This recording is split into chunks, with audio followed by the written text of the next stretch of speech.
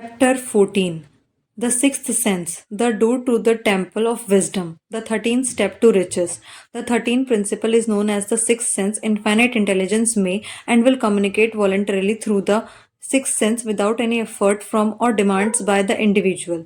This principle is apex of the philosophy. It can be assimilated, understood, and applied only by the first mastering the other 12 principles. The sixth sense is the portion of the subconscious mind that has been referred to as the creative imagination. It has also been referred to as the receiving set through which ideas, plans, and thoughts flash into the mind. The flashes are sometimes called hunches or inspiration. The sixth sense defines description. It cannot be described to a person who has not mastered the other principle of this philosophy because such a person has no knowledge or experience with which the sixth sense may be compared.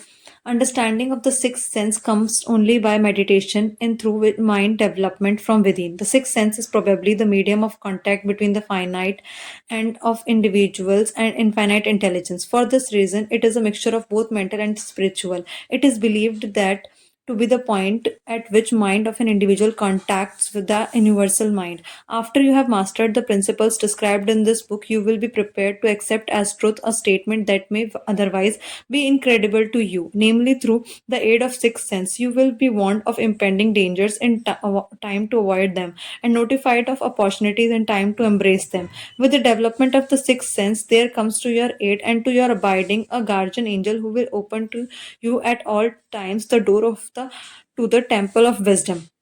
You will never know whether or not this is a statement of truth except by following the instructions described in the pages of this book or some similar procedure. The author is not a believer in nor an advocate of miracles. He has enough knowledge of nature or to understand that nature never deviates from her established laws. Some of her laws are so incomprehensible that they produce what appear to be miracles. The sixth sense come as near to being a miracle as anything I have ever experienced, and it appears so only because I do not understand the method by which the principle is operated.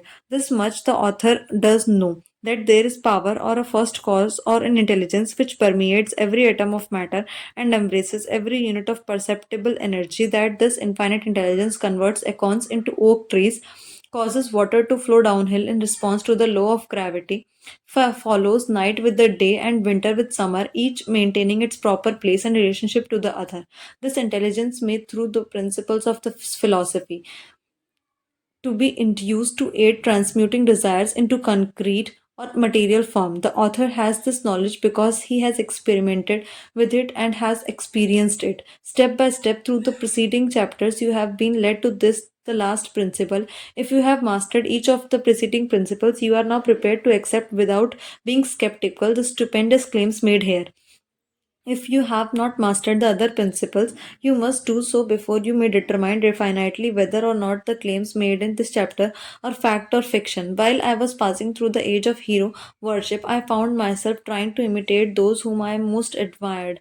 Moreover, I discovered that the element of faith with which I endeavored to imitate my idols gave me great capacity to do so quite successfully. I have never entirely divested myself of this habit of hero worship, although I have passed the age commonly given over to such. My experience has taught me that the next best thing to being truthfully great is to emulate the great by feeling and action as closely as possible. Long before I had ever written a line for publication or endeavored to deliver a speech in public, I followed the habit of reshaping my own character by trying to imitate the 9 men whose lives and life work had been most impressive to me.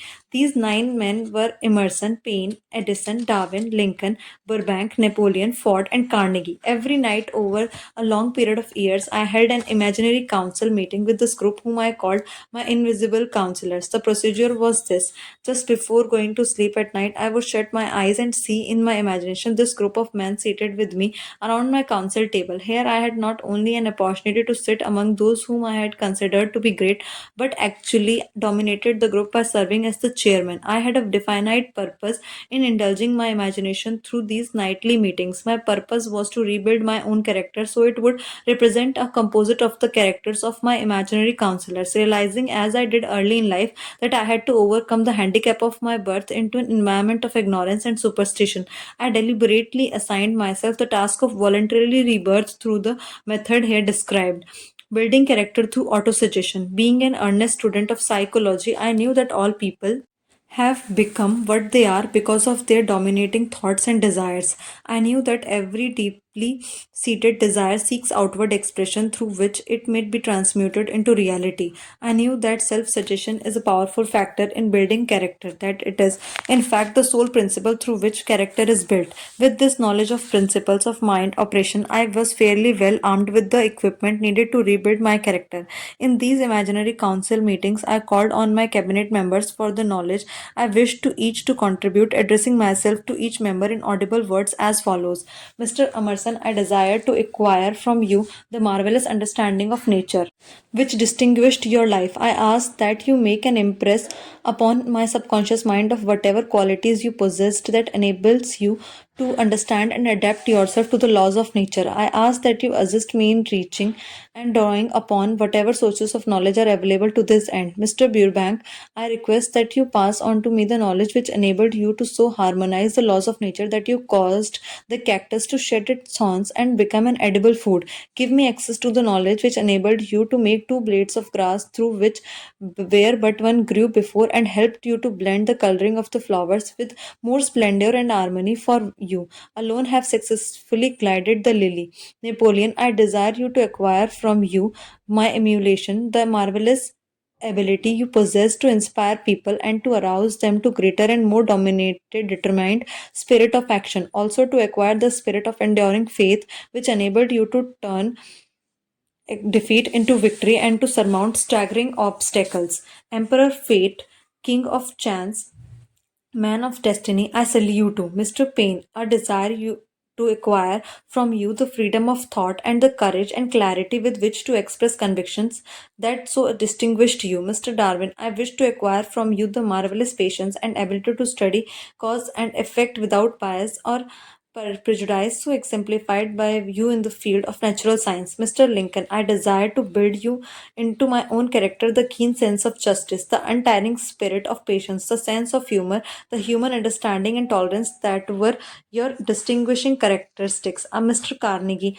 I am already indebted to you for my choice of a life which has brought me great happiness and peace of mind. I wish to acquire through thorough understanding of the principles of organized effort which you used to so effectively in the building of a great industrial enterprise. Mr. Ford, you have been among the most helpful of the men who have supplied much of the material essential to my work. I wish to acquire your spirit of persistence, the determination, poise, and the self confidence that have enabled you to master poverty, organize, unify, and simplify human effort so I may help others to follow in your footsteps. Mr. Edison, I have seated you nearest to me and at my right because of the personal cooperation you have given me during my research into the causes of success and failure. I wish to acquire from you the marvelous spirit of faith with which you have uncovered so many nature's secrets, the spirit of unremitting toil with which you have so often wrested victory from defeat. My method of addressing the members of imaginary cabinet would vary according to the traits of character in which I was most interested in acquiring at the time. I studied the records of their lives and with painstaking care. After some months of this nightly procedure, I was astounded by the discovery that these imaginary figures became apparently real. Each of these nine developed individual characteristics which surprised me. For example, Lincoln developed the habit of always being late, that walking around in the solemn parade. When he walked very slowly with his hands clasped behind him. Once in a while, he would stop as he passed and rest his hand momentarily upon my shoulder. He always wore an expression of seriousness upon his face. Rarely did I see him smile. The cares of surrendered nation made him grave. That was not true of others. Burbank and Payne often indulged in witty repartee that seemed at times to shock the other members of the cabinet. One night, Payne suggested that I prepare a lecture on the age of reason and deliver it from the pulpit of a church that I formerly attended. Many around the table laughed heartily at the suggestion, not Napoleon. He drew his mouth upon the down at the corners and groaned so loudly that all turned and looked at him with amazement. To him, the church was but a pawn of the state, not to be reformed, but to be used as a convenient inciter to mass activity by the people. On one occasion, Burbank was late. When he came, he was excited with enthusiasm and explained that he had been late because of an experiment he was making, through which he hoped to be able to grow apples on any sort of tree. Paine chided him by reminding him that it was an apple that started all the trouble between men and women. Darwin chuckled heartily as he suggested that Burbank should watch out for little serpents when he went into the forest to gather apples, as they had the habit of growing into big snakes. Emerson observed no serpents, no apples, and Napoleon remarked, no apples, no state. Lincoln developed the habit of always being the last one to leave the table after each meeting. On one occasion, he leaned across the end of the table, his arms folded, and remained in the position of for many minutes. I made no attempt to disturb him. Finally, he lifted his head slowly and got up and walked to the door. Then he turned around, came back, laid his hand on my shoulder, and said, "My boy, you will need much courage if you remain steadfast in carrying out your purpose in life. But remember, when difficulties overtake you, the common people have common sense. Adversity will develop it." One evening, Edison arrived ahead of the all others, and he walked over and seated himself at my left. When Emerson, "You are destined to witness the discovery of the secret of life. When the time comes, you will observe that life consists of great swans of energy or entities, each as intelligent human beings think themselves to be. These units of life group together like hives of bees and remain together until they disintegrate through lack of harmony. These units have differences of opinion the same as human beings and often fight among themselves. These meetings which you are conducting will be very helpful to you. They will bring to your rescue some of the same units of life that served the members of your cabinet during their lives. These units are eternal. They never die. Your own thoughts and desires serves as the magnet that attract unit of life from the great ocean of life out there. Only the friendly units are attracted, the ones that harmonize with nature of your desires. The other member of the cabinet began to enter the room. Edison got up slowly around to sit in his own seat. Edison was still living when this happened. It impressed me so greatly that I went to see him and told him about the experience. He smiled broadly and said, "Your dream was more a reality than you may imagine it to have been." He added no further explanation to his statement. These meetings became so realistic that I started to be fearful of their consequences and discontinued them for several months. The experiment experiences were so uncanny, I was afraid if I continued them, I would lose sight of the fact that the meetings were purely experience of my imagination. Some 6 months after I had discontinued the practice, I was awakened one night or thought I was and saw Lincoln standing at my bedside. He said, "The world will soon need your services. It is about to undergo a period of chaos that will cause men and women to lose faith and become panic stricken. Go ahead and with your work and complete your philosophy. That is your mission in life. If you neglect it for any cause whatsoever, you will be reduced to a primal state and be compelled to retrace the cycles through which you have passed during thousands of years." The following morning, I was unable to tell whether I had dreamed this or had actually been awake, and had never since found out which it was. But I do know that the dream, if it were a dream, was so vivid in my mind the next day that I resumed my meeting at that night. At our next meeting, the members of my cabinet all filed into the room together and stood at their accustomed places at the council table. Lincoln raised a glass and said, "Gentlemen, let us drink a toast to a friend who has returned to the fold." After that, I began to add new members to my cabinet. Now it consists of more than 50, among them Christ, St. Paul, Galileo, Copernicus, Aristotle, Plato, Socrates, Homer, Voltaire, Bruno, Spinoza, Drummond, Kant, Schopenhauer, Newton, Confucius, Albert, Hubbard, Pran, Ingersoll, Wilson, and William James. This is the first time I have had the courage to mention this. Previously, I have remained quiet on the subject because I knew from my own attitude in connection with such matters that I would be misunderstood if I described my unusual experience. I have been emboldened now to reduce my experience to the printed page because I am now less concerned about what they say than I was in the years that have passed. One of the blessings of maturity is that it sometimes brings one greater courage to be truthful, regardless of what those who do not understand may think or say. Let's lest I misunderstood. I wish here to be state most emphatically that I still regard my cabinet meetings as purely imaginary, but I feel entitled to suggest that they have led to me into glorious paths of adventure, rekindled and an appreciation of true greatness, encouraged creative endeavor, and emboldened the expression of honest thought. Somewhere in the cell structure of the brain is located an organ which receives vibration of the ordinarily called hunches. So far, science has not discovered where this organ of the sixth sense is located, but this is not important. The fact remains that human beings do receive accurate knowledge through the sources other than physical senses. Such knowledge generally is received when the mind is under the influence of extraordinary stimulation. Any emergency that arouses the emotions and causes the heart to beat more rapidly than normal may and generally does bring the sixth sense into action. Anyone who has experienced a near accident while driving knows that on such occasion the sixth sense often comes to one's rescue and aid by split seconds in avoiding the accident. These facts are mentioned preliminary to a statement of the fact I shall now make, namely that during my meetings with the invincible counselors, I found my most receptive to ideas, thoughts, and knowledge that reach me through the sixth sense. I can truthfully say that I owe my counselors full credit for such ideas, facts, or knowledge I received through inspiration. On scores of occasions when I have faced emergencies, some of them so grave that my life was in jeopardy, I have been miraculously guided past these difficulties through the influence of my counselors.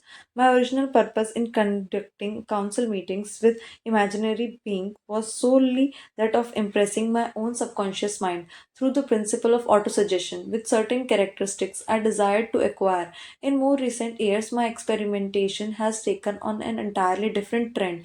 I now go to my imaginary counselors with every difficult problem that confronts my clients and me. The results are often so astonishing, although I do not depend entirely on this form of counsel.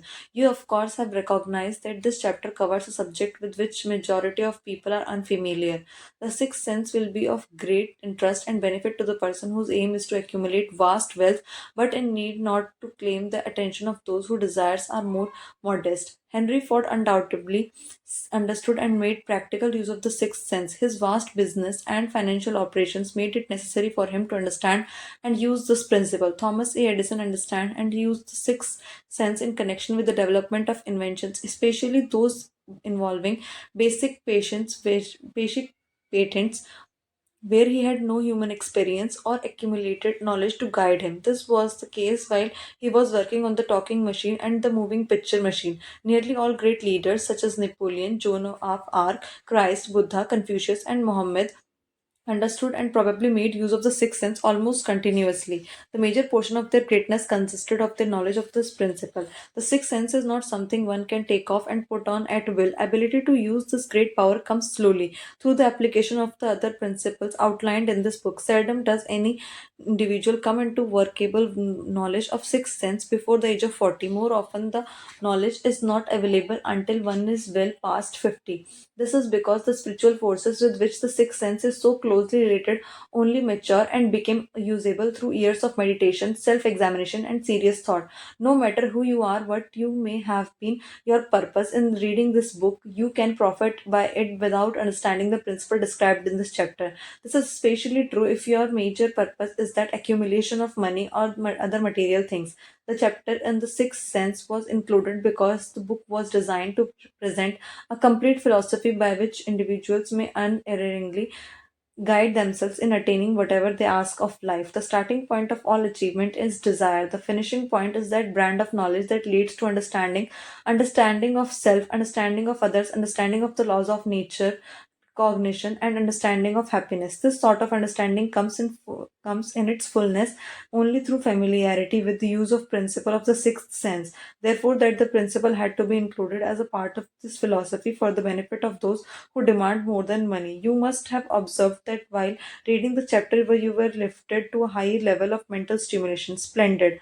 Come back to this again after a month from now, read it once more, and observe that your mind will soar to still higher level of stimulation. Repeat this experience from time to time without being concerned as how to or how much little you learn at the time. Eventually, you will find yourself in a position of a power that will enable you to throw of discouragement, master fear, overcome procrastination, and draw freely upon your imagination. Then you will have felt the touch of that unknown something which has been the moving spirit of every truly great thinker, leader, artist, musician, writer, statesman.